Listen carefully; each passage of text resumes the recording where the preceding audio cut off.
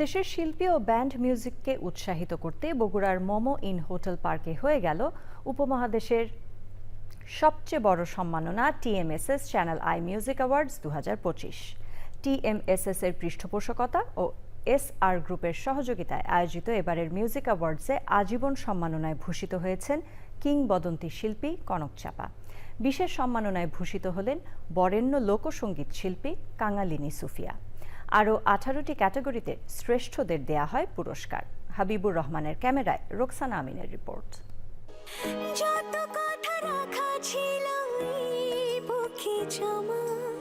দেশ বিদেশ ঘুরে উত্তরবঙ্গের প্রবেশদ্বার বগুড়ার 5 তারকা হোটেল মোমো ইনে জমকালো আয়োজনে নবীন প্রবীণের মিলনমেলায় অনুষ্ঠিত হল TMSS Channel i Music Awards 2025-এর 20তম আসর।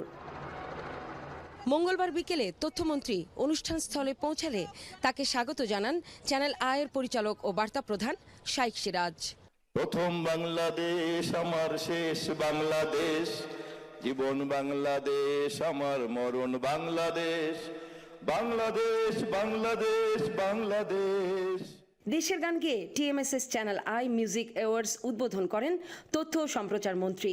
এমন আয়োজনের জন্য চ্যানেল আইকে সাধুবাদ জানান তিনি। চ্যানেল আইয়ের এই উদ্যোগের কারণে দেশের শিল্পী সমাজ যেমন অনুপ্রাণিত, তেমনি দেশের সাধারণ মানুষও তাদের কাছে কৃতজ্ঞ। আমাদের সভ্যতার এই অংশটুকুকে তারা প্রজ্বলিত রেখেছেন।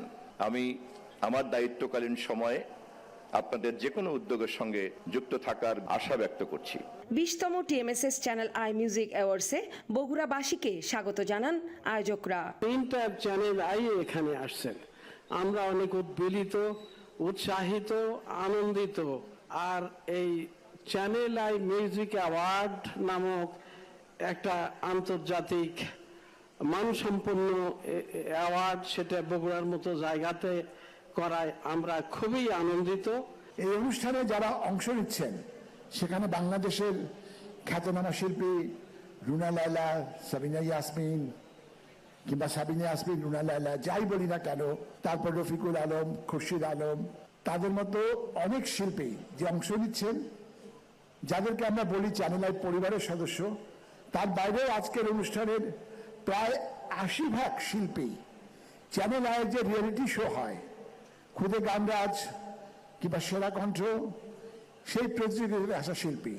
এটা একটা অনেক বড় সাফল্য যে সেই নতুন শিল্পীদের যারা অনেকটাই আপনি চেনেন, তাদেরকে এত বড় একটি দর্শকদের সামনে আমরা আজকে উপস্থাপন করতে পারছি। আগামীতেও সঙ্গীতের এই আয়োজনে সম্পৃক্ত থাকার ঘোষণা টিএমএসএস এর। যে উত্তরাধিকার এই বাংলাদেশে নজরুল, রবীন্দ্রনাথ থেকে শুরু করে আব্বাস উদ্দিন, আব্দুল আলিমের হাত ধরে খন্দকার ফারুক আহমেদ, খুরশিদ আলম, আঞ্জুমান আরা কিংবা সাবিনা ইয়াসমিন অথবা রুনা লায়লার মাধ্যমে সঞ্চারিত হয়েছে। আমরা চাইব সেই উত্তরাধিকারের ফলগধারা নতুন কুড়িটিকে পরিপূর্ণভাবে পল্লবিত করবে।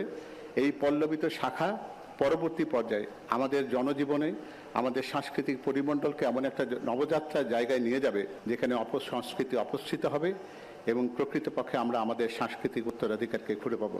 চ্যানেল আই এই ধরনের একটি কার্যক্রম দীর্ঘদিন ধরে পরিচালনা করে আমাদের শিল্পীদের মধ্যে যে উৎসাহ উদ্দীপনা দিয়ে যাচ্ছেন, এটা নিশ্চয় প্রশংসার দাবিদার। আমরা জানি শিল্পীরা পুরস্কারের জন্য কাজ করে না, কিন্তু তারপরেও যে কোনো পুরস্কার শিল্পীদেরকে উৎসাহী করে তোলে, নতুন সৃষ্টি করতে তাদের উদ্যমী করে তোলে। মিউজিক অ্যাওয়ার্ডসকে আরও আলোকিত করেন উপমহাদেশের কিংবদন্তি বরেণ্য দুই শিল্পী রুনা লায়লা ও সাবিনা ইয়াসমিন।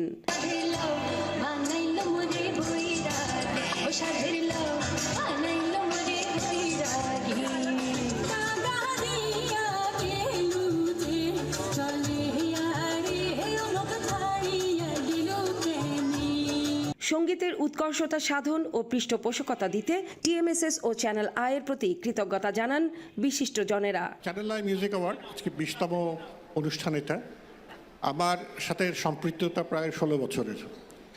চ্যানেল আই শিখিয়েছে আমাকে স্বপ্ন দেখাতে, এবং এই মিউজিক অ্যাওয়ার্ডটাকে আমরা শুধু ঘরের মধ্যে রাখিনি, ঘর থেকে বার করে এনেছি এবং তারপরে বিভিন্ন জেলাতে, বিভিন্ন ঐতিহাসিক স্থানে আমরা এটা স্থাপন করে এটা নিয়ে যাই। বুড়ি হলাম কোন কারণে স্রষ্টার কাছে এ আক্ষেপ, কিন্তু আমার প্রাণপ্রিয় সিঙ্গার উনি যে তরুণী এবং তারুণ্য ওনার মনে তার বহিঃপ্রকাশ ঘটিয়েছে। দেশ বিদেশের কোটি কোটি দর্শকের জন্য 24শে এপ্রিল দুপুর 2টার সংবাদের পর TMSS Channel i Music Awards 2025-এর মূল উৎসব প্রচারিত হবে চ্যানেল আই এর পর্দায়। বগুড়ার মোমো ইন থেকে রোকসানা আমিন, চ্যানেল আই।